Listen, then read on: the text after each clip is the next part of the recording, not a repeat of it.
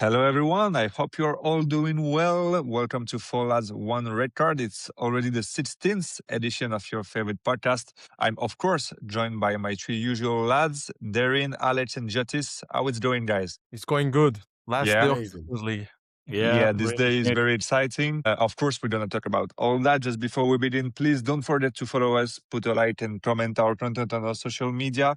We're on Spotify, YouTube, Instagram, and X. And guys, we will start this podcast first by talking a bit about two leagues. The first one is the Premier League, because there were some changes in the standings last weekend.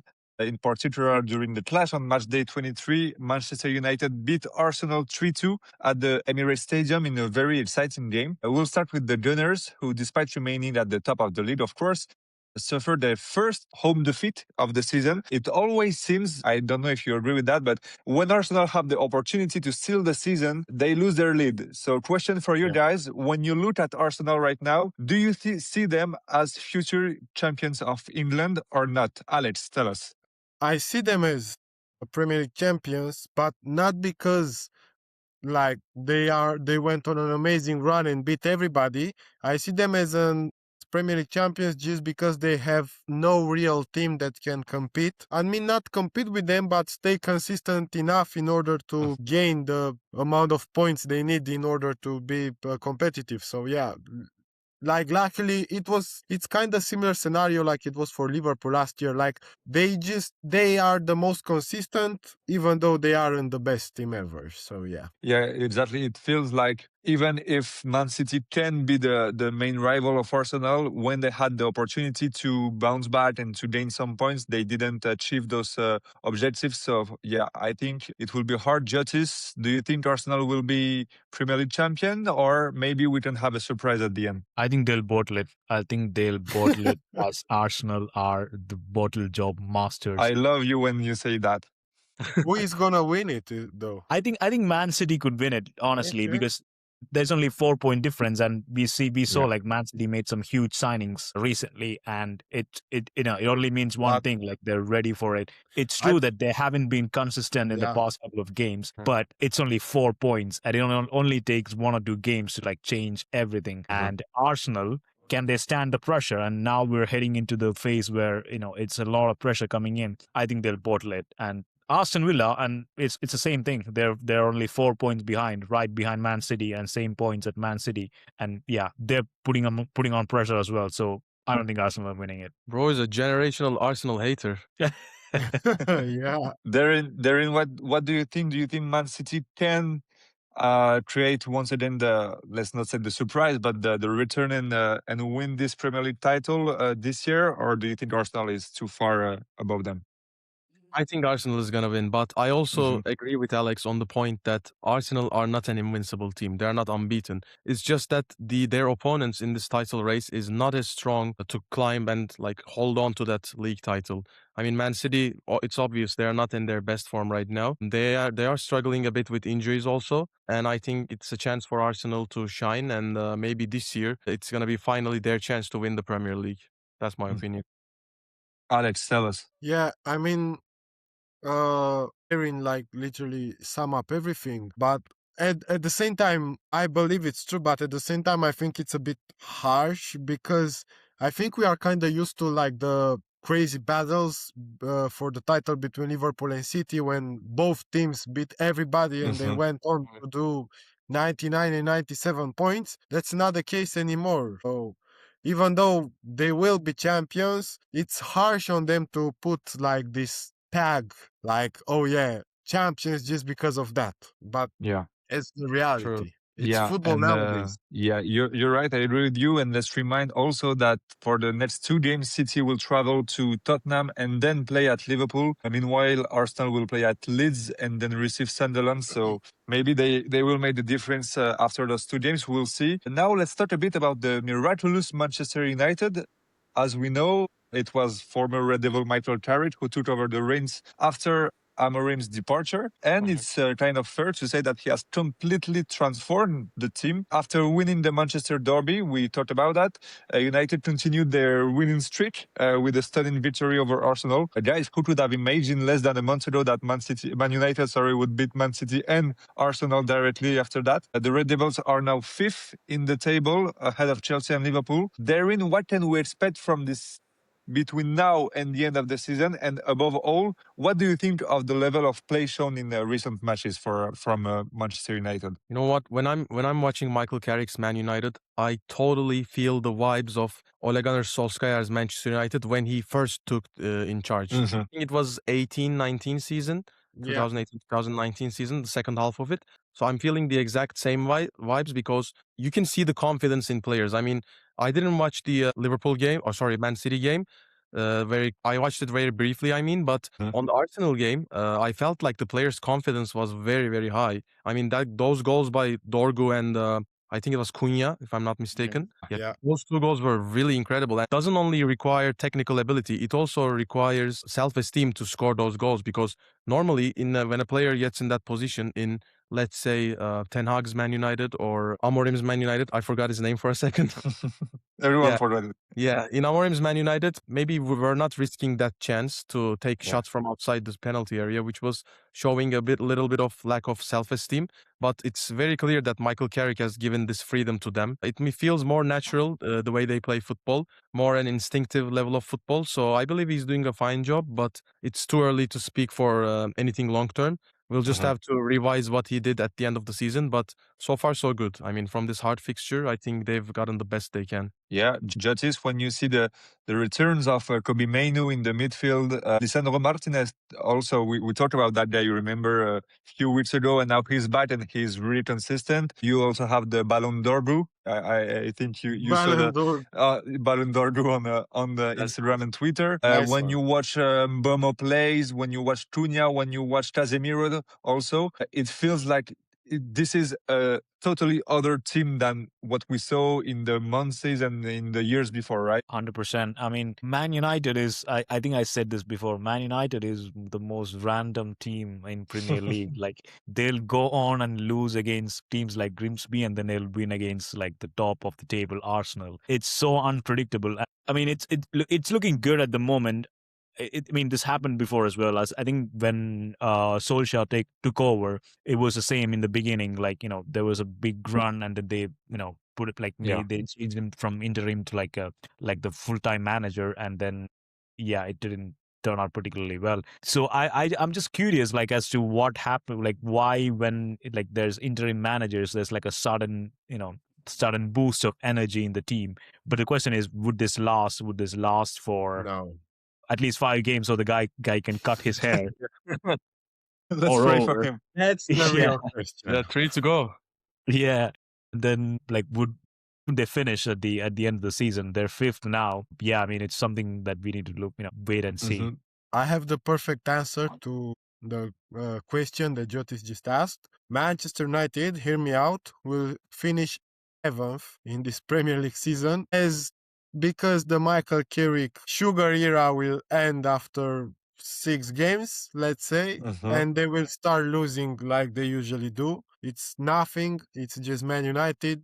Don't get excited. It's just Man United. So yeah.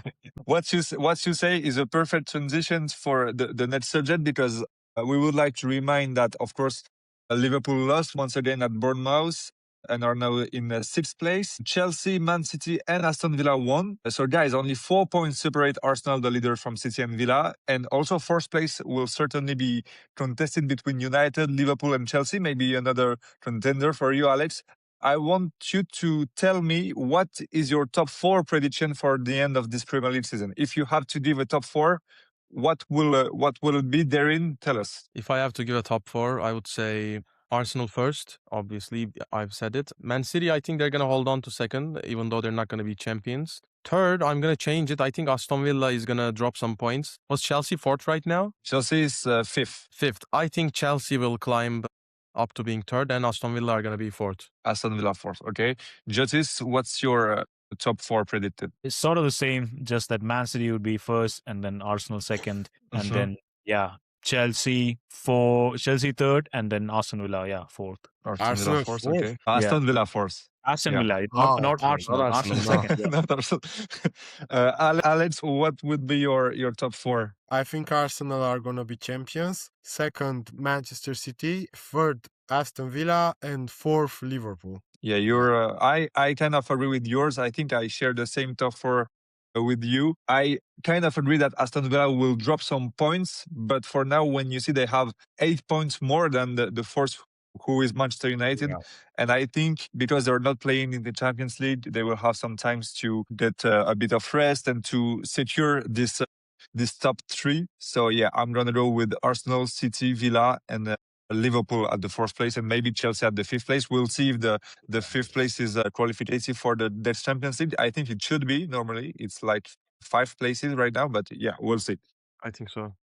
Guys, we now move on to La Liga, just a bit, where the title race is particularly intense at the moment. Barca is top of the table, but only 1 point ahead of Real Madrid. First of all, Jotis, we know that Arbeloa has taken over from Xabi Alonso on the bench, and Real is coming off an away win against Villarreal. Great win for Real Madrid. What are your hopes for the rest of this season, and what new elements do you start to see in Arbeloa's team and plans? I just want Real Madrid to just finish the season on a high, and don't embarrass us. It's not been particularly great weeks with the players have been moved. There's a lot of criticism around everyone. And yeah, it's not the best environment around the team. So yeah, I mean the league title race is really tight, and I think Barca will draw points again, and then yeah, we will win the league. Champions League, I don't really have high hopes. So La Liga is we need to win this one. Main objective for now is La Liga. Darren, what's your opinion on that? You know what? I mean, Real Madrid are right now sitting only 1 point behind Barcelona, Mhm. right? Yeah. And they sacked their manager like 10 days ago or something, maybe like Yeah. 2 weeks it's been. I mean, who in the world, like what team in the world sacks their manager and then sits only 1 point behind the first team in the league and then says we are in a really bad position? Like I was thinking maybe we are exaggerating a little bit because it's not a very disappointing place that Real Madrid are in right now. I mean, it's not an unrecoverable situation. Obviously, they are not having their best season, but so is Barcelona. I mean, they are dropping some unnecessary points as well. So it's not a completely lost season. I personally still see a chance for Real Madrid to win the La Liga, but we'll see how it goes. I mean, it's not as disappointing as the media says, in my opinion. Yeah, Alex, you share that opinion that as Real Madrid, Barcelona is also dropping some points, it is not for now doing the best season of their lives? Or do you think that in any case, Barcelona will win this title at the end and then there will not be comparison between those two teams? No, I think the battle will go on. I do share the same opinion as Darren. As I backed Alonso before he was sacked, I thought that the media and everybody exaggerated the position in which Real Madrid were in. For Alonso, it was the fact that he lost the Supercopa against Barcelona, which hurt. But you have to remember, after Real Madrid won the El Clasico, they were 5 points above Barcelona. And they dropped down to 4 points behind Barcelona because Barcelona won every single league game after the Clasico until the Real Sociedad game, in which they were robbed, as they were in last season as well. And Real Madrid won their game, and that's it. That's how competitive these two teams are. They are the most powerful teams in La Liga, and this is how they are able to win so many games. Because if we are looking at their results in the Champions League, it's not particularly amazing. It's all right, but it's not amazing because they both have lost some games, and there were some pretty dreadful losses as well. Real Madrid against Liverpool, Barca against Chelsea, and so on. Yeah, I think the battle will go on. I think Barcelona will win because they will win the return fixture of the Clasico, which is played in Camp Nou. And that game, I think that game will decide the title. Just like it did last season, because remember, if Real Madrid had won that Clasico, they would have been like 1 point behind Barcelona with 3 games to go. But Barcelona won and the league was killed. And Real Madrid were 2-0 up inside 20 minutes. And everybody started celebrating. Barca were coming back of that like depressing Champions League return fixture against Inter. It was the very next game after the Inter game, and they managed to come back and win. So yeah, they will do the same. Interesting. To be honest, there is only 1 point behind those two, but I still think from what I see that Barcelona has a bit of more margin than Real Madrid for now. And I agree also on the fact that the Clásico, the return Clásico will be the game for the title. The game will be in May, the 10th of May, Yeah. the 35th day of the season. So we have time before that, but of course it will have a huge impact on the season, so we'll see. Guys, we just end this segment by talking about a player who has been stealing the show for a while now. It's Rafinha from Barcelona, of course. 5 goals, 2 assists already in 2026.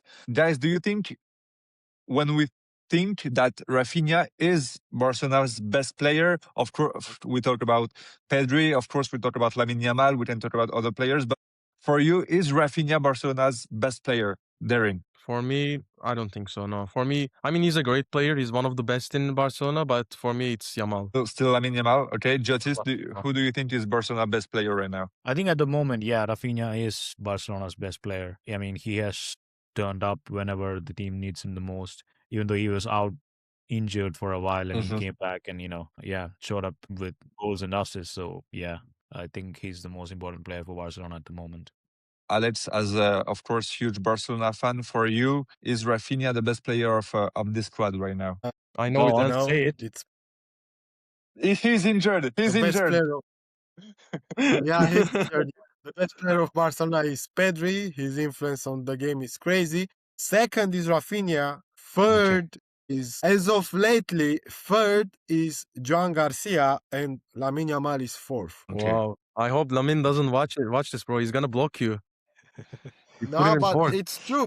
I mean, it's not harsh on Yamal, and I'm not criticizing him. I think he's the way he should be. No, I'm I just think joking. so. After the Clásico, he just shut up and he just shut up. He didn't post anything on social media. He became Virgin Yamal again, and life is good again. So yeah, it's the order that Okay. it's normal. It's not normal to make him the most important number one player right now, because he's still a human being, and when you are 18, we all know that your mind is fucked up. So Yeah, it can be, but yeah, we only wanted to mention a bit the level of Rafinha. This guy is impressive and is very, very important for Barcelona, and I think he will be very decisive and important for the last part of this season. Guys, now we move on to the part of this podcast that we were been waiting for. Tonight is the last day of the Champions League league stage. Sorry. So we will find out who will be qualified for the next round of the competition. First of all, I asked you all to predict your top 8 based on the matches that are going to take place. There are 18 games that are taking place tonight, so a huge night of Champions League, but some of them are really important. We'll go through the table and the matches, and we'll tell you our top 8. If you want, guys, I'll start with mine, so then you can follow up. All right? Yeah. So for now, I think that the order of the table will not move until the 6th place. So I think Arsenal will win tonight, of course, against Tarat Almaty, and then, of course, finish first. I think Bayern Munich might win or at least draw against PSG, but will finish second. I think Real Madrid, even if this match against Benfica can create some surprises with the Mourinho, this atmosphere, but I think they might win also this game. So third, Real Madrid. I think Liverpool will finish fourth. I unfortunately think that Tottenham might win also tonight at Frankfurt and finish fifth. Imagine that Tottenham can finish fifth in this Champions League lead phase. That's impressive, but yeah, that's the and case. get relegated. And then that's related. That's the objective, of course. And I think that at the 6th place, PSG will finish because tonight is a very important match between PSG and Newcastle. They're both at the same place, 6th and 7th with the same points. I think and I hope PSG will win. So I see PSG finishing 6th, and then I see Barcelona winning tonight and qualified at the 7th place. And sorry, Darren, but I think Man City might win over Galatasaray tonight and finish in this top 8. So yeah, Arsenal, Bayern, Real Madrid, Liverpool, Tottenham, PSG, Barcelona, and Manchester City for my top 8 prediction. Who want to go next? Darren, you want to go? Yeah, sure, I can go. Let's go. Most of all, I agree with you. I think Arsenal is gonna win. Bayern is also gonna win, and even though Real Madrid have been struggling, I think they're also gonna win against Benfica because Benfica has not been very good lately. Liverpool and also Tottenham as well because Frankfurt is a really really bad team. I mean, most people when they check Frankfurt's Champions League record, they see their first win against Galatasaray 5-1, and then they say, okay, if they scored 5 goals, they must have been an amazing team. Complete disagreement here. They're not very amazing. I don't know what happened. I think football gods intervened with that game because we didn't play bad, I can assure you, but they somehow won 5-1. So I think Tottenham is definitely going to beat Frankfurt. PSG, I also see them winning against Newcastle after the last game. So, and after that, here is, I agree with you, Barcelona is going to be 7, but for 8th position, I'm not going to put Manchester City there. I believe maybe Galatasaray can get a point from them. I'm putting Sporting Lisbon there. Okay. They're going to play against Athletic Bilbao, and I think Sporting Lisbon is going to beat Athletic Bilbao. I don't think Athletic Bilbao has the strength to beat Sporting Lisbon, in my opinion. Even though it's also a crucial game for them to qualify as well, I think Sporting will still win. So they're going to finish 8th, in my opinion. Okay, nice hot take because Sporting Lisbon is of course doing a good season. I will talk about them just after because I asked you to also prepare some other stuff. But interesting. So your top 8 is kind of the same. Just the 8th place is Sporting Lisbon for Darren. Alex, do you want to share your top 8? Pretty much I agree with the standings that you guys just said. Arsenal, of course, is going to win the league. Bayern are going to come second. Real Madrid, Liverpool, Tottenham, PSG, they are all going through. Newcastle will drop from the top 8. Barcelona is going in the top 8. And, you know, even though it's difficult and pretty much impossible because there are so many teams that have to drop points, and Yeah. I'm like, and those particular teams are City, Atletico, and Atalanta. I want Inter to make it into the top 8 just because of Kivu and the Romanian roots that we share. But it's difficult because they play Dortmund away, and that's one thing about Kivu's Inter. They managed to win every single game against the small teams, but they lost all the big matches. So yeah. Yeah, it will be interesting. That game is also exciting because Dortmund against Inter. You're right to mention that even if Inter wins, they might be qualified in the top 8, but it depends on the other results. Yeah, And exactly. Dortmund So too, yeah. yeah, Dortmund too has things to play, so very important. Jotis, we'll finish with you. Do you have other opinions? What will be your top 8? I mean, not really. I mean, from what you said, I think Man City and Chelsea. I mean, Man City and Barcelona are gonna make it into the top 8, and then Newcastle and Chelsea are gonna go out. The rest kind of gonna stay pretty much the same. But yeah, I don't think there'll be any big surprises there. Yeah, okay. You're right to mention also Chelsea because they're playing against Napoli. Yeah. It's true that if Chelsea managed to win that game at Napoli, they might qualify for the top 8, but it's not sure. It will depend on also other results. Between us four, none of us have put Chelsea in this top 8. I cannot agree with that because I think it's going to be hard for them to win at Napoli and also to have hopes on other team results. There will also be interesting games for the other qualifications, but one is important therein is this game between Man City and Galatasaray because Man City is playing for the top 8. Galatasaray is also playing for the qualification and maybe in high ranks. That will be important for them if they finish between the 8th and the 16th place, for example. What are your hopes and your thoughts on that game? I mean, Man City are having a strong, not strong, sorry. Man City are having a difficult time right now, and Pep Guardiola also said this because they are having lots of injuries. A couple of players are injured, including Guardiola, Ruben Diaz. Rodri has a suspense because of a red card. There are a few other players also injured, so they're gonna maybe struggle a little bit against Galatasaray. Also, it's not very easy for them to climb on top 8, even if they win, because they need 3 teams above them to drop points in order to be in top 8. So one is guaranteed because PSG are playing against Newcastle. So either of those 2 teams are going to drop points. So that's guaranteed for them. But they need Chelsea, Barcelona, or Sporting, 2 of those teams, 2 of those 3 teams to drop points. I don't think Barcelona are going to drop points. They're playing against Copenhagen, if I'm not mistaken, Yeah. right? Yeah. Yeah. I think Barcelona are beating Copenhagen, definitely. Sporting Lisbon, I also expect them to win, as I said, against Bilbao. Mhm. Chelsea might drop points. They are the most likely because it's the last chance of Napoli. They are sitting in 25th position right now with 8 points. Yeah. So this game is not only dependent on Manchester City's victory, it's also dependent on other teams' successes as well. So I believe football has a psychological part as well, and this kind of stuff, this kind of mathematical thinking, I think it also affects the players' minds as well. I mean, they are humans like us too. So Haaland, Doku, and all the other players, they are probably also calculating, if we win tonight, if these teams drop points, then we're going to be 8. So these things mess with heads, in my opinion. But on the other hand, Galatasaray are very, very relaxed. They are 17th right now with 10 points. No Yeah. chance of being in top 8. Also, it's extremely unlikely. I mean, almost not possible to drop out of the top 24 right now. So they're pretty secure. So they're going to play more relaxed and more easily with confidence, in my opinion. But obviously, you should never underestimate Manchester City because they are one of the biggest teams in Europe, most powerful teams in Europe right now. So we'll see how it goes. I think it's going to be more like a situation game. Even if Man City controls the possessions, maybe Osimhen can find a position. He can tap in a header from a corner or something. That's what I'm hoping for, actually. So we'll see how it goes. All right. Yeah, we'll see. Maybe Galatasaray can create a surprise at Man City Stadium. Jotis, Real Madrid is playing at Benfica. We talked a bit about it before. What do you think about that game? Do you think Real Madrid will win it easily? What are your thoughts on that? Did you see Arbeloa creating the same, those 2017 Zidane circle where, he's standing in front of the players and players are Yeah. standing heart shape, and then we went on to win the Champions League, so that was like a stacked squad. So Arbeloa has recreated that at Benfica. I hope that we have the same result and we smash Benfica.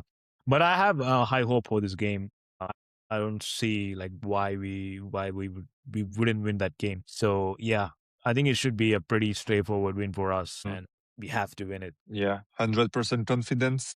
Alex, same as you. Barcelona is playing against Copenhagen at home. Do you have some fears about that game? What do you? I actually do have Okay.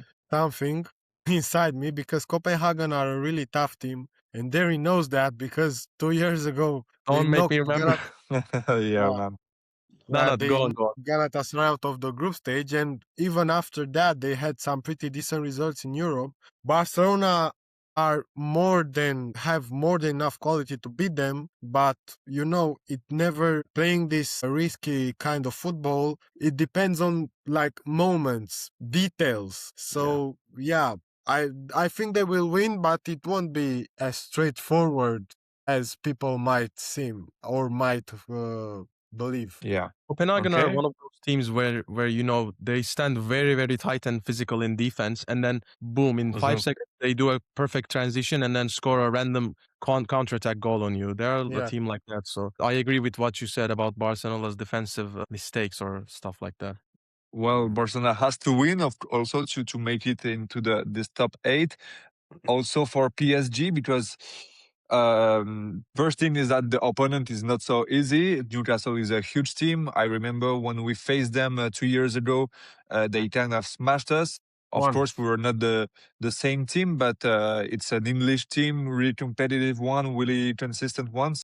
It's going to be a tough game. If I had to predict it, I of course want PSG to win, and I will predict that. But I think if they manage to win, it will be a close result, maybe like a 2-1 or something like this, because PSG's defense is not at the highest level they can be, and the attack and the goals too. But that will be a really hard game. I think Newcastle will give everything they have to get a good result. And it's very important also for PSG, because if they draw or if they lose this game, they will be out of this top 8, and that will be a huge disappointment for PSG to be out of this top 8. Of course, after the Champions League last season, and also after the first matches of this campaign, when we thought that PSG might win all of their games. We remember them against Barcelona. We remember them against Bayer Leverkusen. They were incredible. And then the last few games were more hard. The only victory was over Tottenham,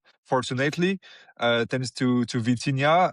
in his treble, but the other game we lost against Bayern, we lost against Sporting, we drew against Bilbao. So that game against Newcastle will be very, very important, and I hope PSG might will win it because it's very important for the top 8. Finally, I would like to ask you about your top team and your flop team in this league phase. If you want, I will give mine, and then you will follow, because I kind of agree with what Darren said. My top team is Sporting. We'll see what happens tonight, of course, but Sporting could even qualify in the top 8 of this competition. That's amazing. Despite the departures of Ruben Amorim more than 1 year ago, the departure of Gyökeres too this summer, the team has managed to bounce back in the Champions League and complete for the top spots.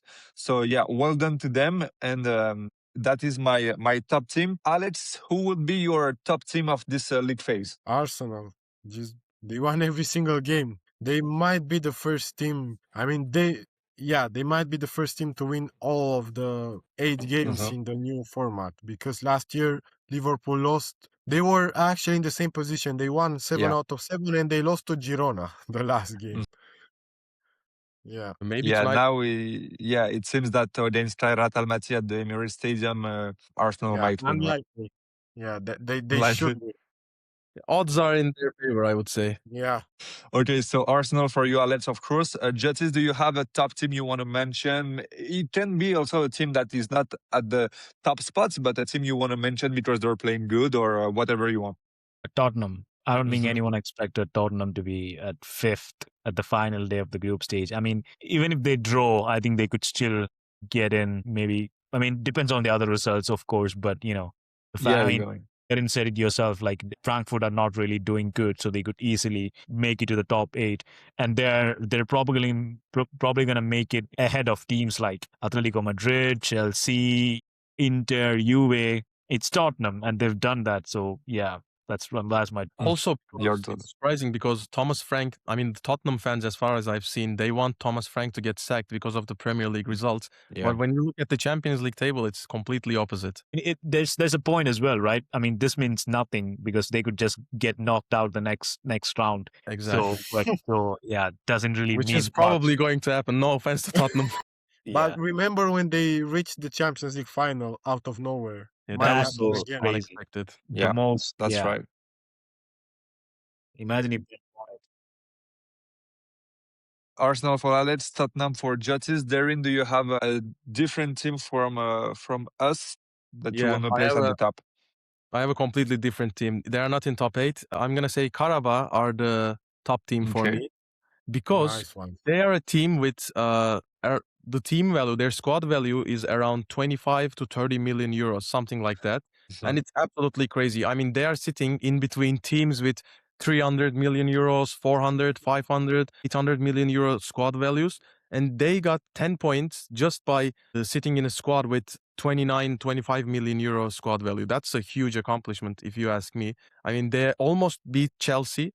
And they played super good in that game. I've seen that game. They very unexpectedly beaten Benfica in the first game, and maybe that's one of the reasons which turned Benfica's campaign upside down because they lost the first game, and then they got very unexpected points as well. They've beaten Copenhagen and other stuff as well. So in my opinion, they have done a really, really amazing job so far, and I hope they can go on again in the next round. I hope they don't get matched with Galatasaray because I don't want to see Turkish team or Azerbaijani team knocking each other out. I hope they can both go on as much as they can. And shout out to all my Azerbaijani brothers from here.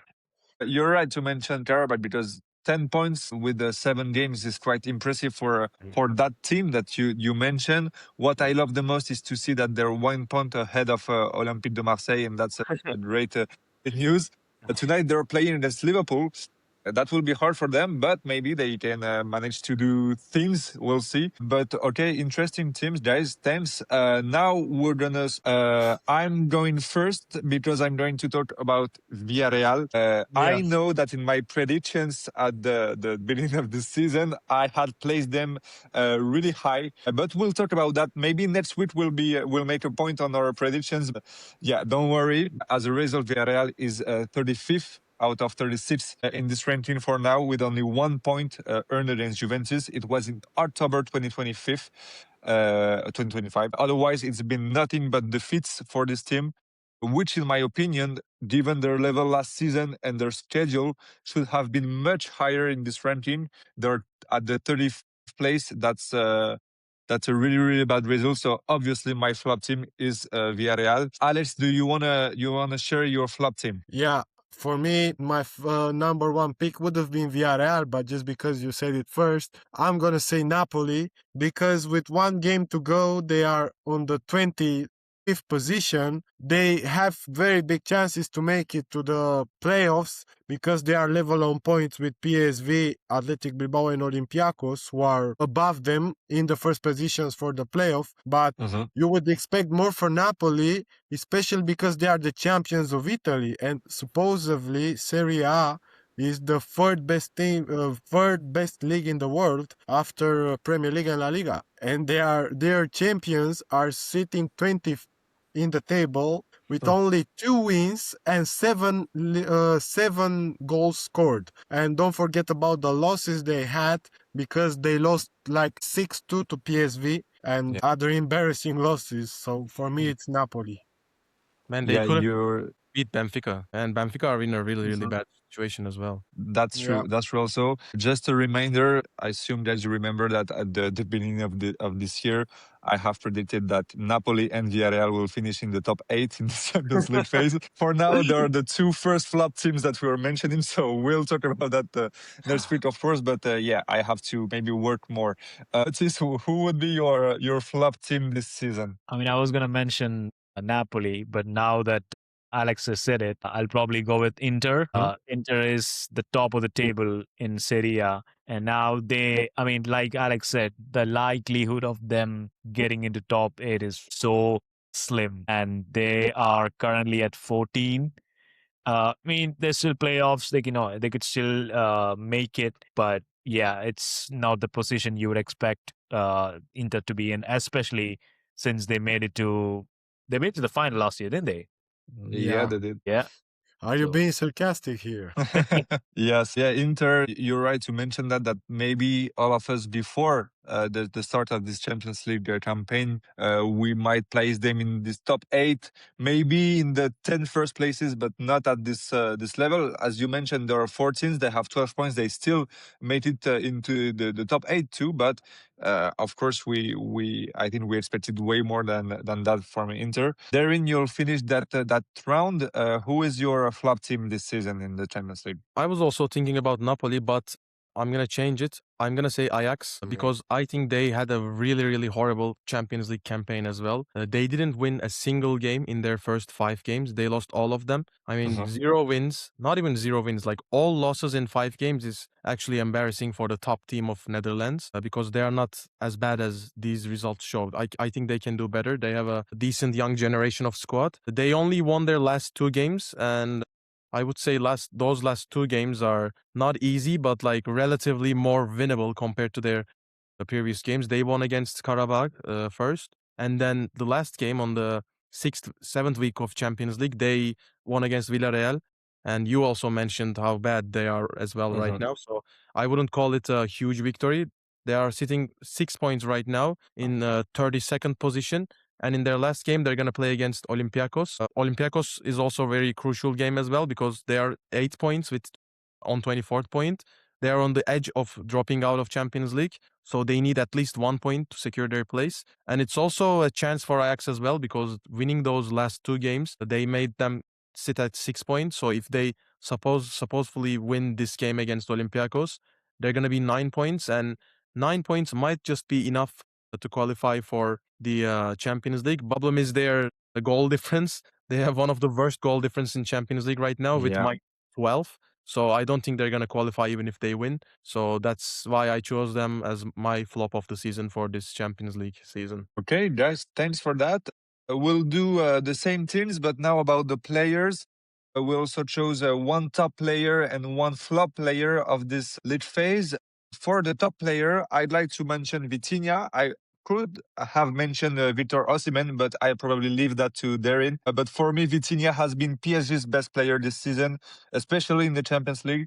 Well, remember his incredible hat trick against Tottenham. His performance was just huge, and I think he just continues to be one of the best players in the world. And I think PSG can tempt him to be at this level this season, because without Vitinha, I think PSG might be way lower than where they are right now. So yeah, my top player of this Champions League phase is Vitinha. Alex, who will be your top player? I can let you guys guess it, but you will never guess it. Really? No, Never guessed. none of Okay, you will I want get to it. try. I want to try. Is it a Fermin Lopez? Right. Who? is it a Barcelona? Fermin? Fermin, yeah, it's Fermin. How Is did you get Fermin? it? Because he scored a lot. Oh, Yeah, I guessed Ah, it. I mean, you're talking about surprise players, not Mhm. the best player. So it's a Yeah. surprise that he's Barcelona's top scorer in the Champions League. He got that hat trick against, who was it? Against Olympiacos. But Mhm. he had other big moments as well.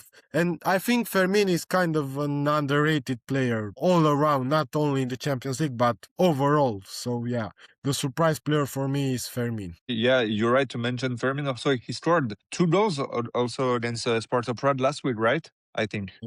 Yeah, Alice, you were in Prague, but not for the same reason as Fermin Lopez last week. Jotis, who would be your top player of this lit phase? my top player is Kylian Mbappe.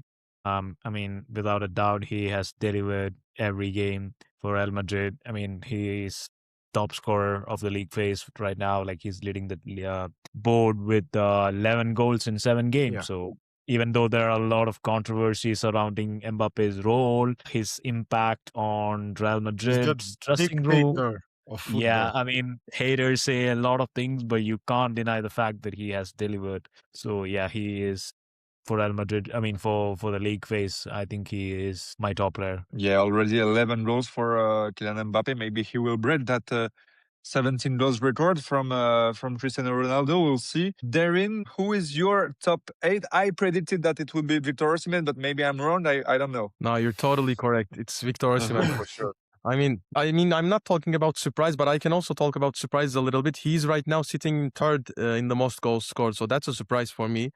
Because Yeah. no matter how good a player you are, it's really, really hard to surpass the level of play that your team is also showing. I mean, right now in modern football, no single player can carry their team all by themselves. But Victor Osimhen is really, really increasing the firepower of Galatasaray, in my opinion. And his absence, during the games that he's absent, you can really feel that. I think we felt that in the game against Union Saint-Gilloise because Mhm.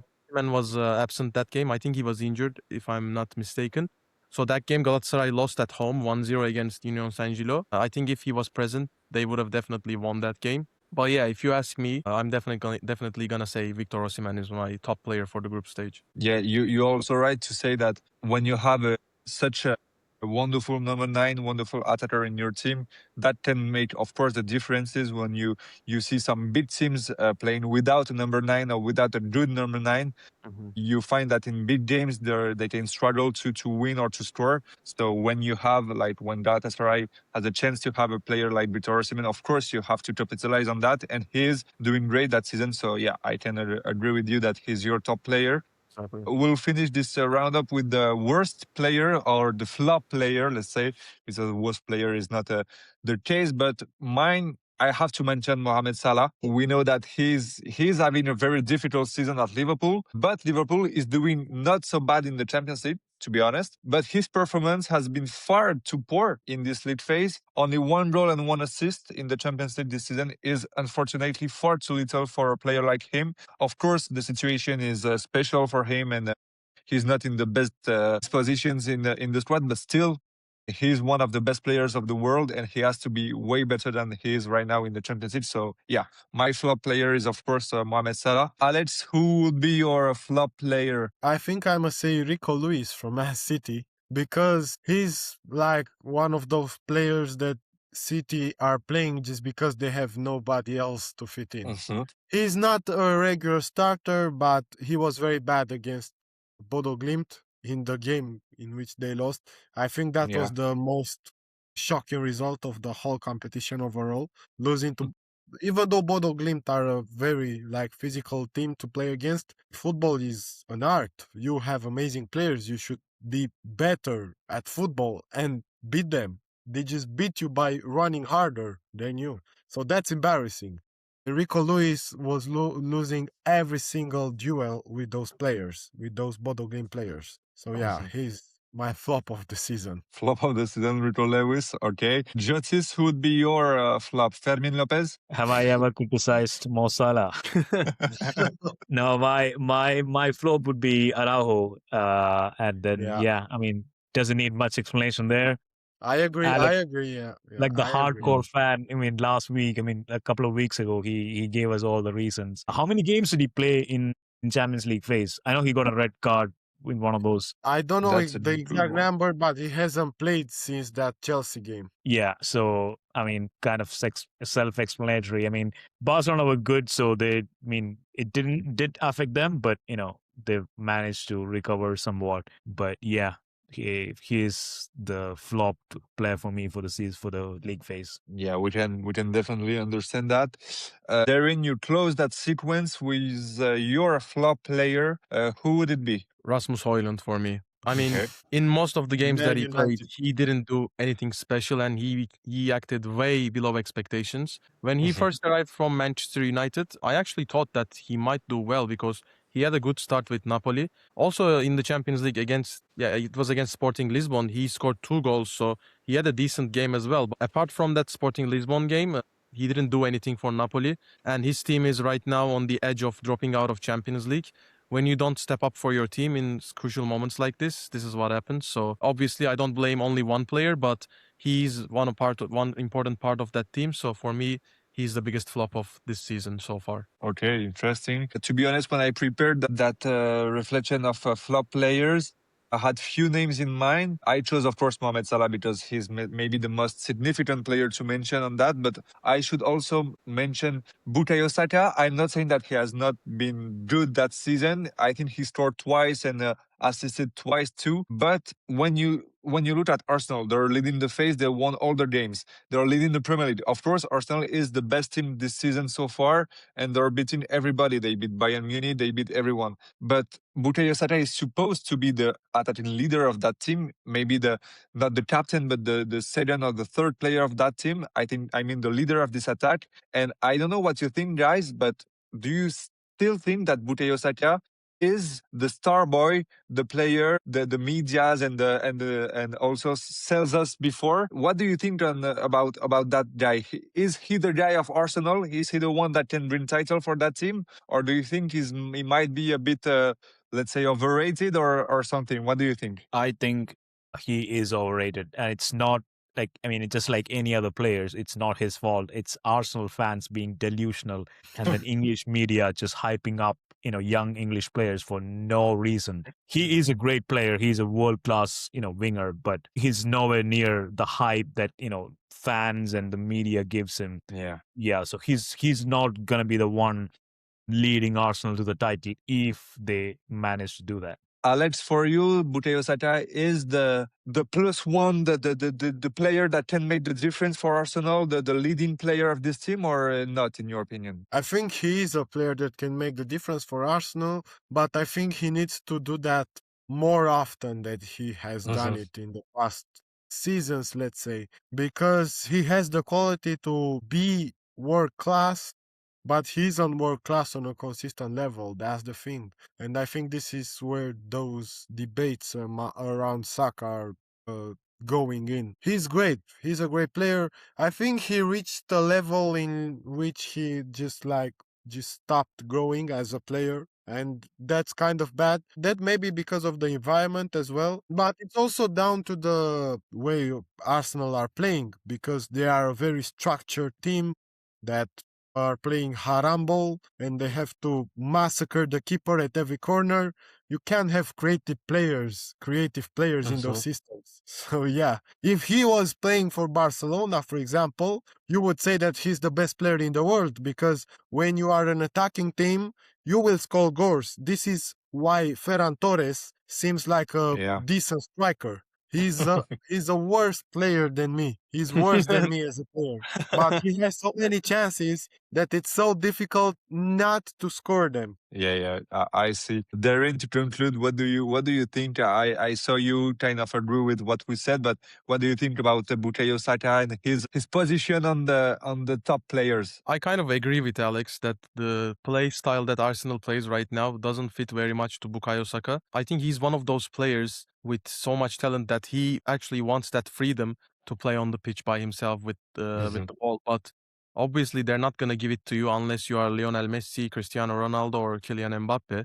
You need to prove that you can even play in a very structured, very compact play style format as well. And then if you become successful, then the teams would show you the respect that you deserve and give you the freedom that you ask for. Right now, even though he's a great talent, he hasn't won anything very significant. So I think he's kind of overrated, but not too much, not as much as some real overrated players. I think he's a good talent, but he needs to shine more. I agree with Alex. He needs consistency and he needs to work a lot more than he's doing right now. Yeah, let's see if he will shine with Arsenal in the future, or maybe another club. I don't believe so, but maybe we'll see something new with the Bukayo Saka. Guys are running a bit out of time, so we won't have the time to do the press review. But just one thing to conclude, because we didn't have the opportunity to talk about what happened, the masterpiece that happened in recent days, the AFCON final between Senegal and, of course, Morocco. We just have a few seconds left. So, guys, before saying goodbye, I just want you to give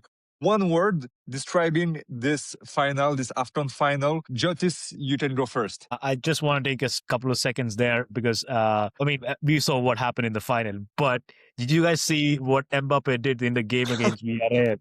Yeah. That made no sense to me. He scored a Panenka and he said, "It's for you, Brahim."